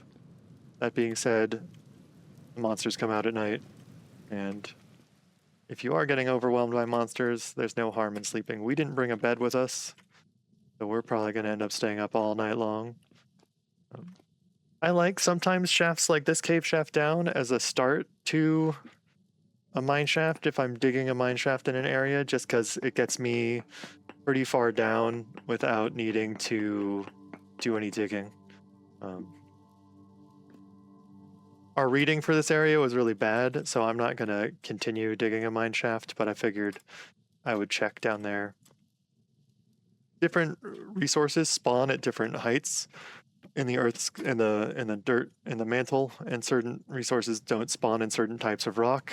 So there's certain levels of depth that you need before you can start finding stuff. So like surface copper and surface tin that you can find on the surface, they don't actually show up in the prospecting readings. So you could have a place that says it has absolutely no minerals in your prospecting reading, and then walk 20 blocks and stumble across surface copper. And then you're like, you lied to me, game. And the truth is, it did a little, but it lied to you in a consistent manner. So it's a feature.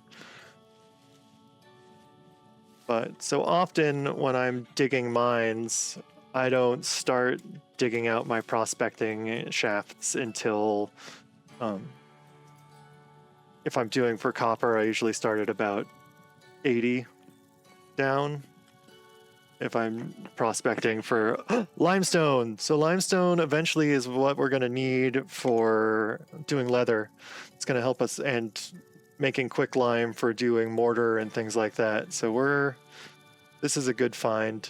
Limestone, I'll make it yellow or muted yellow. Also limestone, I really like the color of limestone for doing sculptures and gnomes. So this is cool. We're gonna do some prospecting over here. But that's great. That's great news. Limestone is usually one of those things where sometimes you have to run thousands upon thousands of blocks before you find limestone or chalk or marble. Be able to start your leather. But so we got a decent amount of bismuth in the area. So once we've got a decent source of copper, or we've got more copper, we might come back to the bismuth, to some of our bismuth readings. Yeah, decent. So you can see decent is lower than high, obviously. I think we'll go over here to our cave and we'll do a reading over there. Technically, we're bleeding into the next day. So I don't want to get too far into the next day because I'm trying to keep these Let's Plays to three days. But we'll do one reading in that cave, we'll get home and we'll call it. Since that cave was a cave of wonder anyway.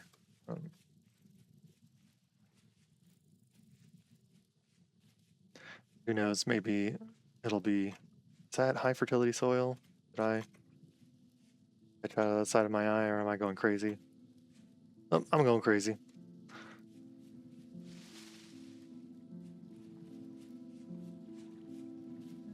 Just because this is already a place we're going to want to spend a fair amount of time digging, so we might as well see if it's also a place where we're going to want to spend a fair amount of time mining. And depending on the readings we get here, I might go further in and get a reading over by the other stuff. So yeah, very high bismuth. Got a little more cassiterite. Add that jerk, see if we can't get him to jump off the edge of a bunch of stuff. So this might be worse. So this is where we found that. I'm just going to do a quick node reading, and you'll see that the coal's going to come up, but the fire clay won't. So there's no guarantee when you find black coal that it's going to have fire clay underneath it. So that's a little good for that. And we actually got a reading of small amounts of bismuth on this. So we're in a place where we could grab bismuth here. I'm going to quickly throw down my prospecting pick because we're not going to do that today. Or on this round of days, because that'll get us way too into the next day. But we'll come back here and we'll show how we hunt down that bismuth. Because I think we have enough saprite that once we have that bismuth, we can make one bronze pickaxe. But that one bronze pickaxe will dig a lot faster and last us a lot longer than the copper one that we've got. And so we'll be able to hopefully find more copper and get ourselves into the Bronze Age sooner rather than later. So we're in a good place. Didn't quite get everything I wanted to accomplish done. I never quite get everything I want to accomplish done.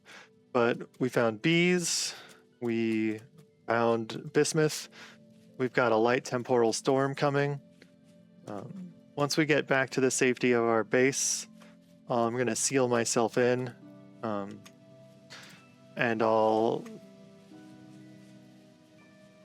oftentimes, so you usually have about 15 minutes from this initial warning that a temporal storm is inbound.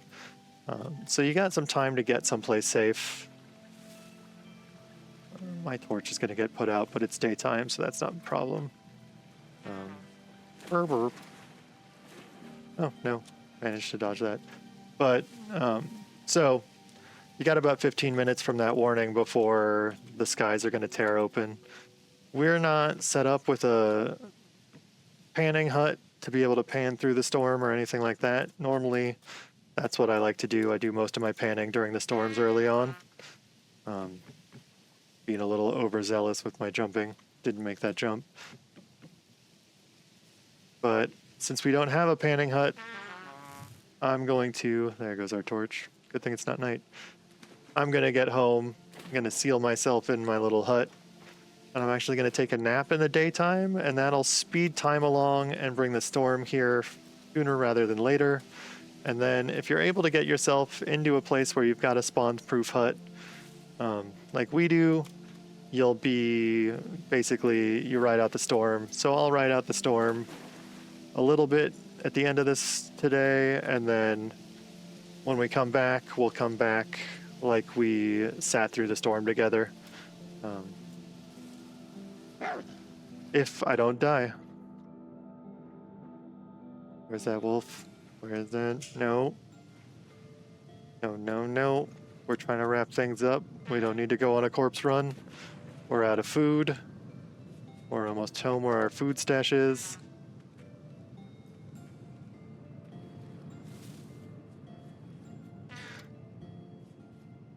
Do have healing bandages though, so we're going to use some of those. Delicious. Delicious healing bandages. Okay. Here's our little house.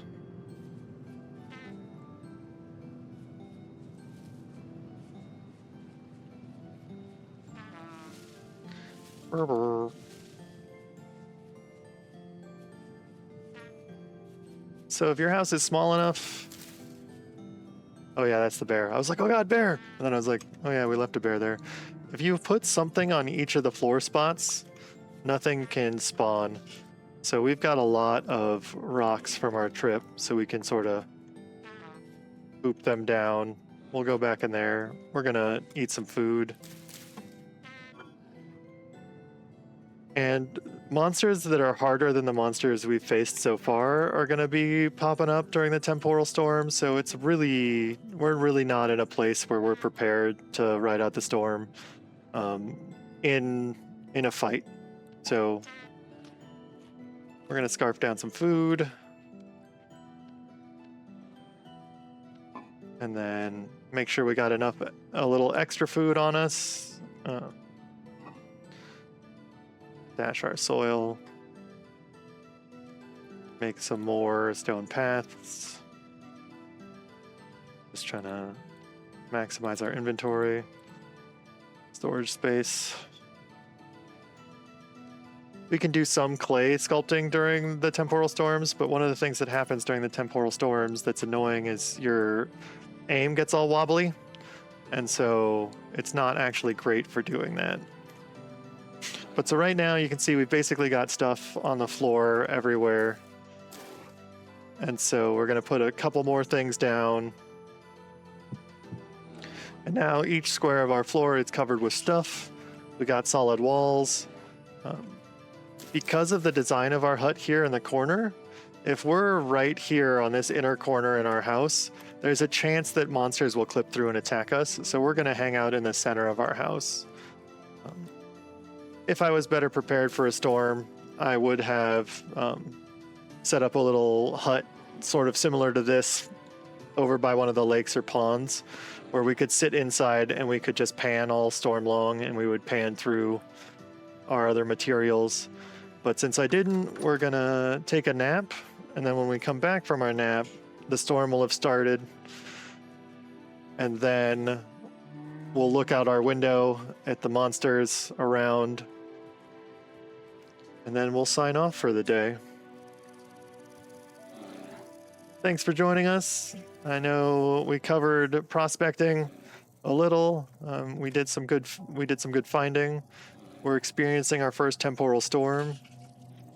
We can see the monsters, see how that one's all super extra aggro. These monsters could murder us with a single hit without our armor, and with the way where our life is, our health is at. So we're basically going to be stuck inside for the next 15 minutes. And it's the new day, so we're going to sign out here. When we come back, we'll still be in the storm, but I'll bring us to the tail end of the storm, and we can talk about sort of when it says it's waning and things like that. And we'll learn when the storm is actually over versus when we think it's over. All right, thanks for watching. Thanks for being here. If you enjoyed this, like and subscribe. Leave comments. If you want to see specific things or if there's specific things you want to learn, let me know. I appreciate all of y'all, and I hope you're having fun discovering Vintage Story with me. And I can't wait to see what you build. So also, if you're building things, like share with me your mud hut, stuff like that. I love all of it, from the really crazy builds people do to like my first time building a hut out of mud. So thanks again, and take it easy.